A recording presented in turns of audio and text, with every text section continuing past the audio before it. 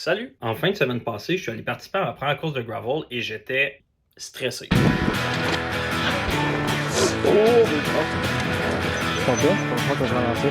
J'étais stressé parce que j'ai comme 1000 questions, tu sais, sur l'alimentation, l'hydratation, la vitesse, est-ce qu'on roule en peloton, comment je m'habille, est-ce que j'ai absolument besoin d'un GPS, est-ce que mes pneus sont assez larges, mais comme ma job, c'est un petit peu de tester des affaires puis vous les montrer, ben en fin de semaine, j'ai pris mon courage à deux mains et je m'en vais direction Wakefield en Outaouais pour la Gravel des Collines, qui est une course qui en est à sa première édition. En arrivant sur place vendredi, j'ai justement piqué une petite jasette avec Vincent, un des organisateurs, pour qu'il me parle un peu de la mission de Gravel des Collines. Il y a beaucoup de personnes que ça va être juste leur premier événement de course, peu importe. Tu sais. On est vraiment content, on a comme une grosse participation féminine aussi à la course. Pour nous, ça a été comme une ligne directive qu'on avait quand on a fait le branding puis les coms. On voulait rendre ça, tu sais, plus accessible, plus festif. Continuer à pousser un peu là, la mission derrière notre slogan, en fait, là, qui est Race in the front, mais Party in the back. Party in the back.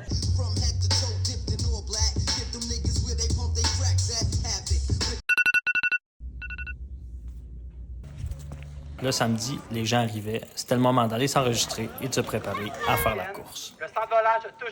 À 9h15, c'était enfin l'heure. On sentait vraiment que tout le monde était fébrile sur la ligne de départ. Quelques minutes après le départ, il y a vraiment quelque chose qui m'a marqué. On était 150 à faire la course et pourtant, c'était le silence total. Une des particularités de la course, c'est que dans ses premiers kilomètres, elle commence directement avec une montée dans une pente de ski de 250 mètres de dénivelé. Et n'importe qui est habitué aux courses de gravel va vous le dire, c'est fort probable qu'à un moment ou un autre, vous allez devoir débarquer de votre vélo pour le traîner. Je fais du vélo dans la vie parce que j'aille faire des hikes ici.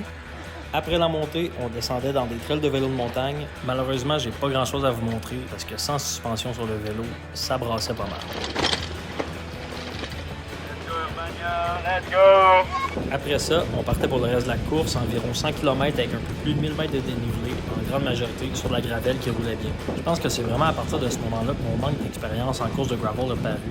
Ici, j'essaie de suivre quelqu'un puis j'y arrive pas. J'avais tellement donné d'énergie au début que rendu au kilomètre 25, j'étais vidé, j'avais plus d'eau, j'étais essoufflé.